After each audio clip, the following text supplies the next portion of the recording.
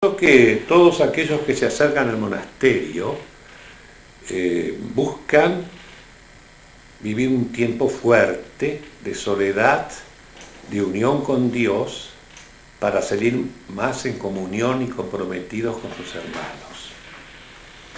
Que es un proceso que no solamente viven los monjes, que viven en la soledad, viven en comunidad y buscan la unidad con el Señor, sino que todo huésped que pisa el umbral del monasterio se encuentra con una soledad que va a ser un medio que lo va a ayudar a entrar en unión con Dios y en comunión con sus hermanos. La soledad, por lo tanto, no es un fin, sino que es un medio que nos va a impulsar, a incentivar hacia la unión con el Señor y hacia la comunión fraterna. Y acá hay un texto no muy usado en este aspecto, en el Evangelio de Marcos, en el capítulo 6, versículo 30 al 34, en donde se nos dice que los apóstoles se reunieron con Jesús y le contaron todo lo que habían hecho y enseñado. Y él les dijo: vengan ustedes solos a un paraje despoblado, desierto, a descansar un rato, porque los que iban y venían eran tantos que no les quedaba tiempo ni para comer. Entonces acá tenemos una motivación para entender este alejamiento de la actividad rutinaria y absorbente cotidiana de nuestra vida, y entender entonces cómo es importante esa soledad, pero una soledad que nos debe llevar a un encuentro profundo con el Señor. Soledad para la unión con el Señor y para la comunión con los hermanos. ¿Cómo vivir la soledad? Asumiéndola en un ambiente de silencio propicio, que es lo que favorece y facilita a los monjes y a los huéspedes el monasterio.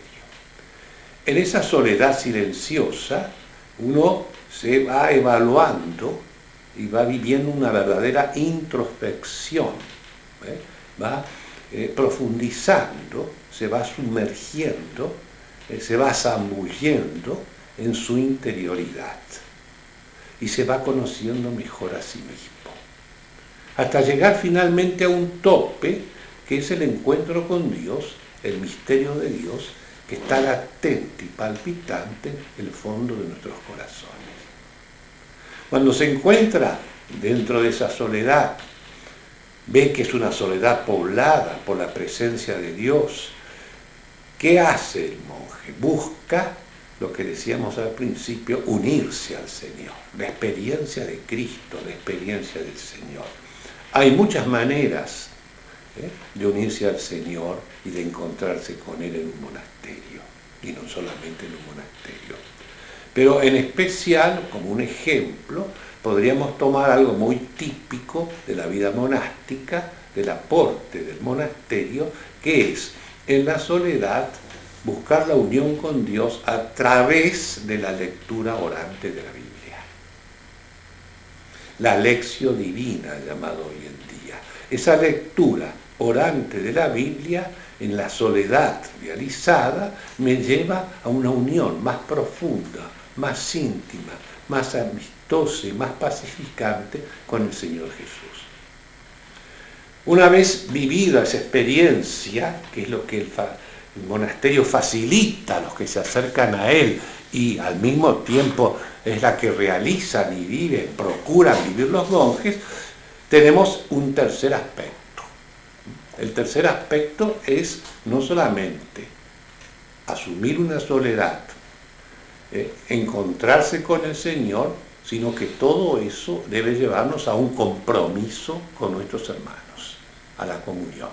Soledad para la unión con el Señor y para la comunión con los hermanos. Porque si yo vengo al monasterio y una vez que dejo el monasterio, me olvido de todas estas experiencias y me olvido de mis hermanos, esa oración ha sido una oración desencarnada y mi venida al monasterio ha sido alienante. Entonces yo les leo el pedacito siguiente de los versículos que les he citado, donde dice así: y que iban y venían eran tantos que no les quedaba tiempo ni para comer.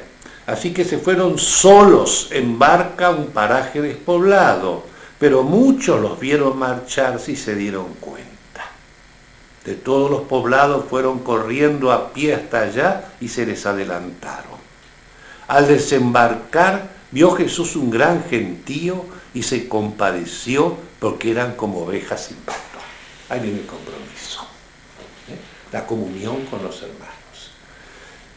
Al dejar el monasterio, yo tengo que estar más comprometido con Dios y más solidario y comprometido con mis hermanos.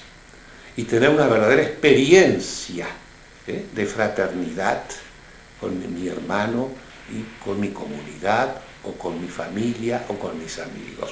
Y yo les voy a terminar esto, o les voy a ilustrar esto, con un ejemplo benedictino, digamos, relacionado con el libro de los diálogos de San Gregorio el Grande, que fue un gran papa y que fue el único biógrafo de San Benito.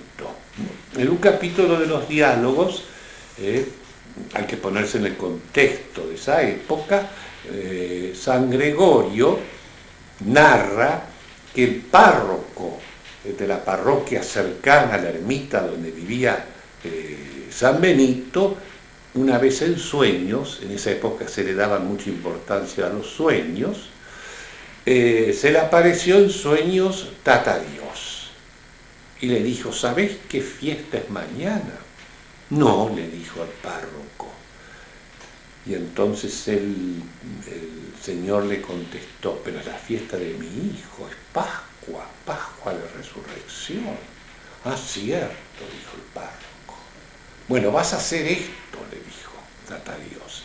Mañana vas a celebrar como corresponde con tu feligresía la fiesta de Pascua, la fiesta de mi hijo. Y después, el detalle humano, vas a ir a una panadería y vas a comprar una rosca de Pascua y se la vas a llevar al hombre de Dios Benito, que está a 2 o 3 kilómetros cerro arriba en una ermita orando, y que como no tiene ni computadora, ni celular, ni radio, ni ningún otro medio informático de los que tenemos hoy en día, no sabe que es el día de Pascua. Bien, al día siguiente el párroco, el sacerdote, se despertó y se acordaba perfectamente lo soñado y puso en práctica los consejos que le había dado el Señor. Celebró la Pascua, fue a una panadería, compró la rosca de Pascua y se puso a caminar cerro arriba hasta la ermita donde vivía este venerable varón llamado Benito. Y entonces, llegada a la ermita, lo saluda y le dice: hermano, vengo a visitarte porque hoy es Pascua, es el día de Pascua. Entonces San Benito, dándose vuelta, lo miró fijamente, así narra San Gregorio en el libro de los diálogos, y le dijo: para mí verte a ti es Pascua, tu visita es Pascua para mí. Lo que significa, podríamos decir como moraleja, que mi hermano, nuestro hermano, la experiencia de fraternidad, de comunión que tenemos con nuestros hermanos, es una experiencia pascual. Y tiene mucho más importante, aunque parezca mentira, que las celebraciones, digamos, por ejemplo, litúrgicas relacionadas con la Pascua. Pascua es la experiencia fraterna. Y hay un texto muy hermoso que sale en la primera carta de San Juan, en el capítulo 3, si mal no recuerdo, 3, versículo 14, donde dice que hemos pasado, es decir, Pascua, de la muerte a la vida, porque amamos a nuestros hermanos. Es decir, el amor fraterno, el amor comunitario es una experiencia pascual. Y el test de que nuestra vivencia de oración que hemos tenido en el monasterio ha sido positiva y fecunda, va a estar dada por el compromiso que tendremos solidario con los hermanos que nos rodean en la vida cotidiana fuera del monasterio.